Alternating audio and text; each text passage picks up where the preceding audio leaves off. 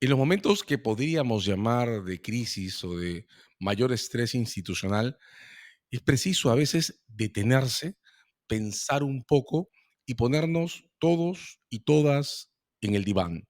En coyuntura recibe hoy a Luis Pázara.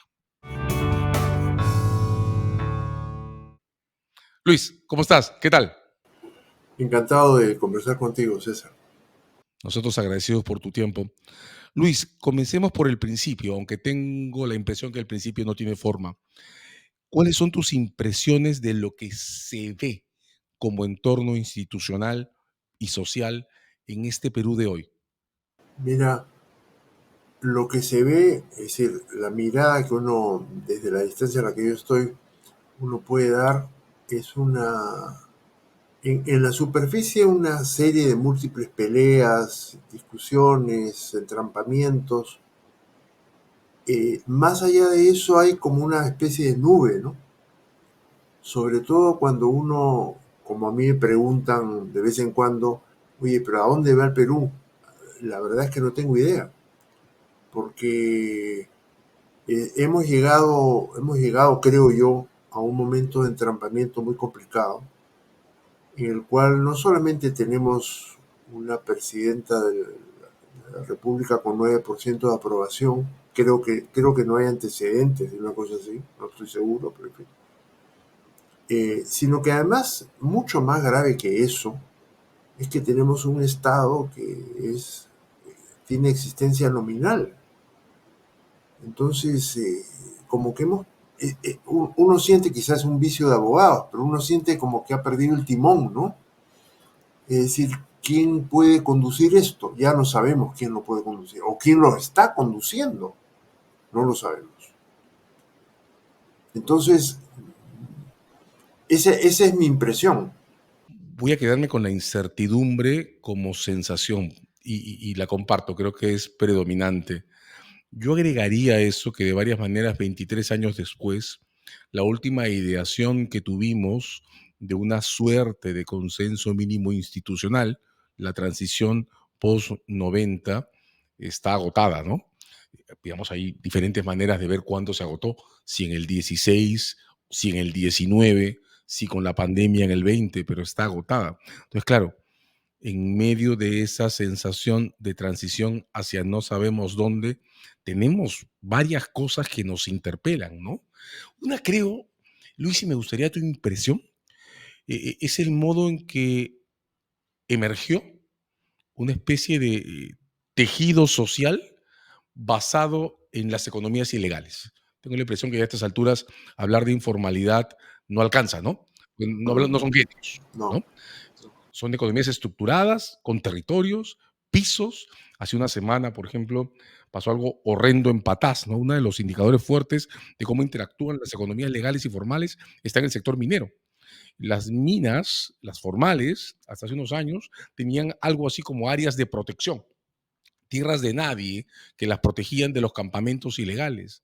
Ahora se están matando dentro del socavón. Tú, durante los años que transitan desde tus primeros documentos, siempre has propuesto una manera de pensar a la justicia en general desde el Estado y desde las relaciones sociales que explican o que interactúan con ese Estado.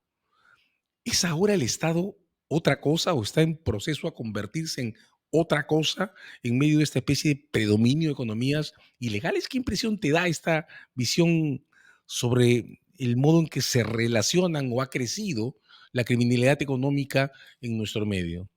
Creo que este Estado está podrido, está corrompido, está erosionado, está lleno de perforaciones de múltiples tipos y además está un poco como al margen de lo que está ocurriendo, ¿no? Uno siente que los procesos como estas economías ilegales a las que tú aludías transcurren al margen del Estado. Es decir, a diferencia de lo que en algún momento vendió como idea Hernando de Soto, y es que las economías informales no se formalizaban porque no se podían formalizar debido a las trabas burocráticas que se les ponía, estas economías ilegales que tenemos no tienen el menor interés en formalizarse, al contrario, ¿no? Entonces, yo creo que el país real va más por allí y va al margen del Estado en muy buena medida. ¿Esto qué significa? Que lo que hemos estado planteando un poco ingenuamente o ilusamente como reformas del Estado, y todavía se plantea, ¿no? Tú lees de vez en cuando las propuestas que hay de politólogos muy respetables que creen que con reformar la manera de elegir los parlamentarios, en realidad eso es, me parece que no va a ningún sitio, no va a ningún sitio. O sea, la crisis es esto que llamamos púdicamente crisis porque es un estado ya permanente, eh, va mucho más allá de eso. Entonces, creo que como tú me decías antes de comenzar esta conversación, hay que poner de nuevo al paciente en el diván, haciéndose cargo de que es un paciente en estado terminal, pero hemos tenido demasiadas propuestas sin tener suficiente conciencia de los males que padece el país. Me declaro culpable en parte de eso. Digo en parte porque hace unos años ya publiqué un libro que tú conoces, que es Una reforma imposible. Allí fue la primera vez, o fue el momento en el cual me di cuenta que seguir hablando de la reforma de la justicia no iba a ninguna parte. El problema en el caso peruano es mucho más profundo, el mal, la enfermedad es mucho más radical. Esto que has dicho es algo en lo que quiero reparar, ¿no? Hemos comentado además tu trabajo en otro espacio. De varias maneras, eso es una mirada muy gruesa, pero en los últimos años, contando medio siglo, hemos atravesado por reformismos de varios signos, ¿no? El reformismo del periodo de los 70, hay un reformismo en los... Empezamos con Belaúnde, Claro, antes. yo tengo un poquito más de memoria, porque soy viejo, tú no, yo tengo un poquito más de memoria. Empezamos esperanzados con el reformismo de Belaúnde y la democracia cristiana en los años 60. Claro, pasamos al reformismo velasquista. En los 90 hay un reformismo, digamos, Fujimori tiene una impronta reformista más allá de sus límites, y claro, el discurso O de reformista, sus aspectos negros. y hay un reformismo, digamos, final en la transición, ¿no?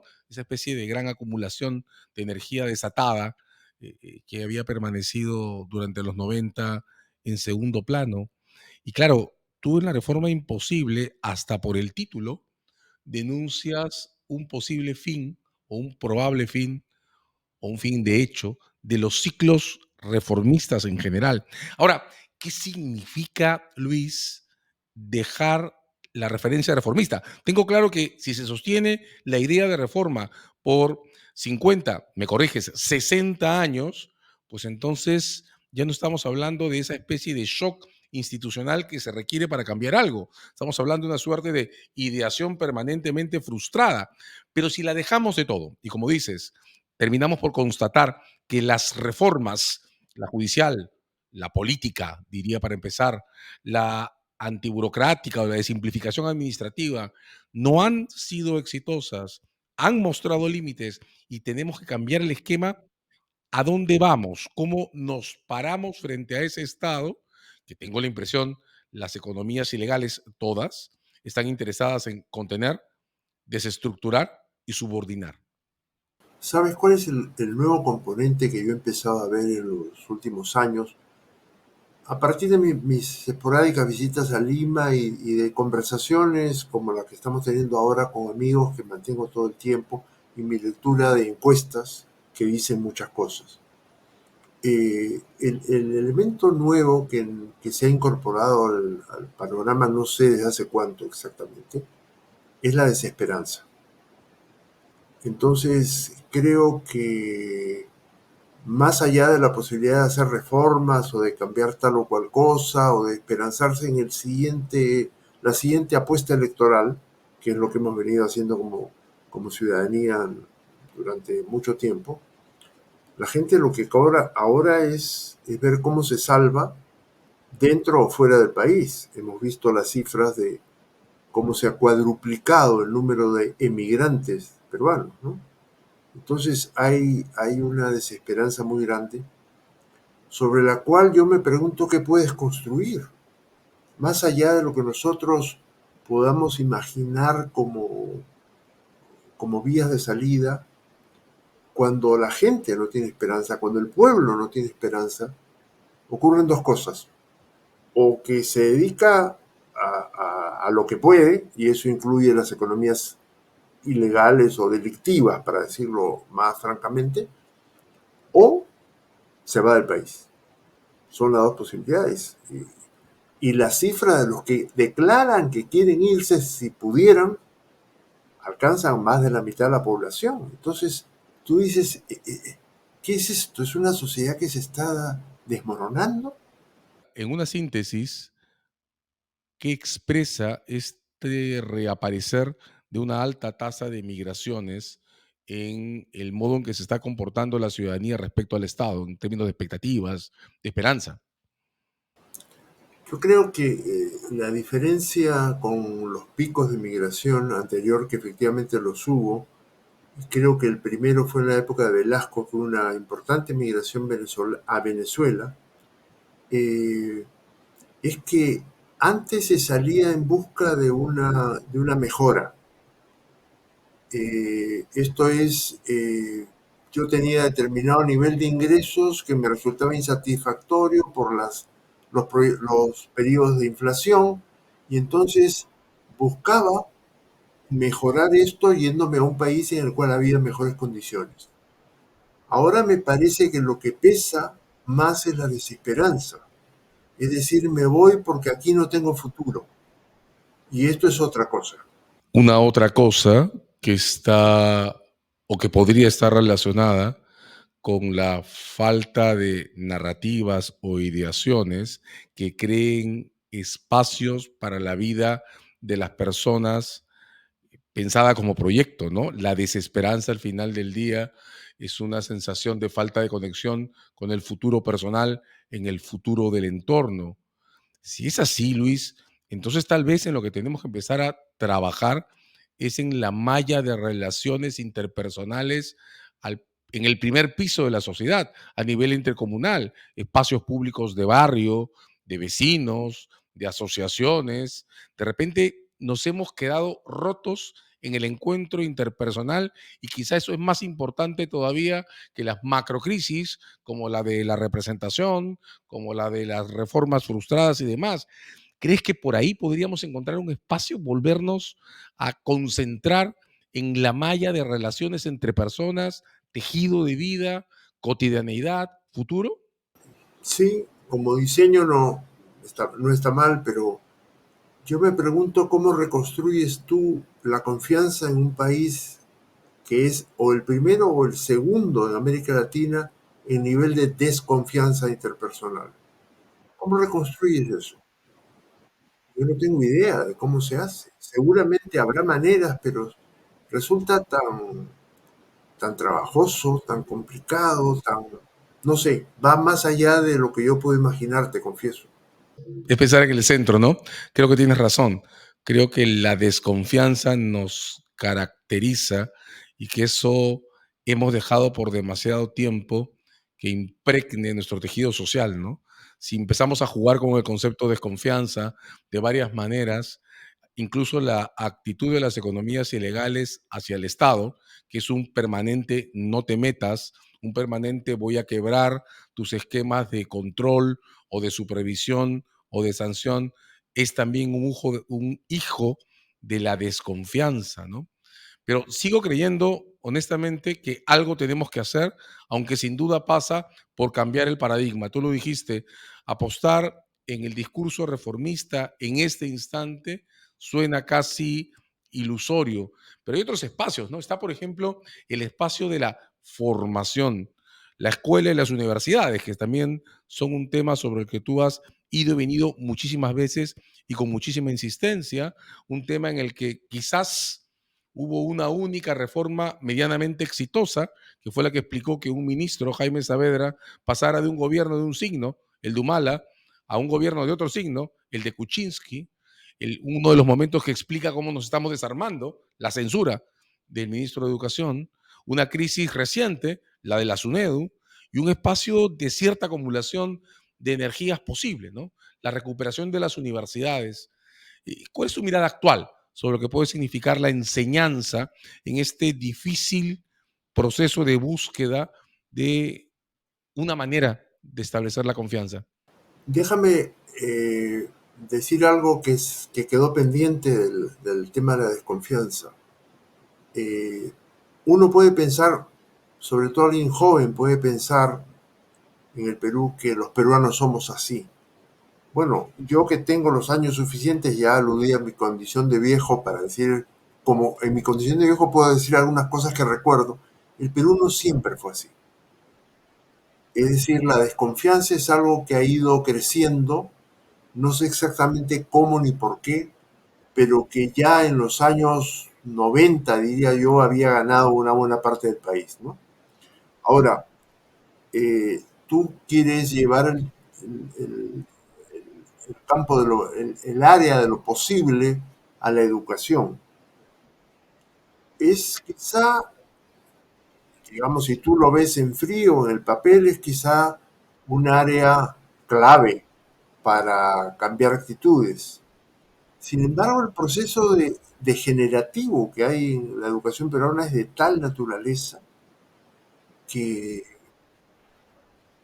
incluso aquello a lo cual se supone que la educación peruana se concentró, que era la transmisión de conocimientos, lo ha hecho de la peor manera posible. Una frase en la cual yo he insistido en varios de mis artículos es: muchachos y chicas se pasan 11 años en la escuela y no aprenden nada.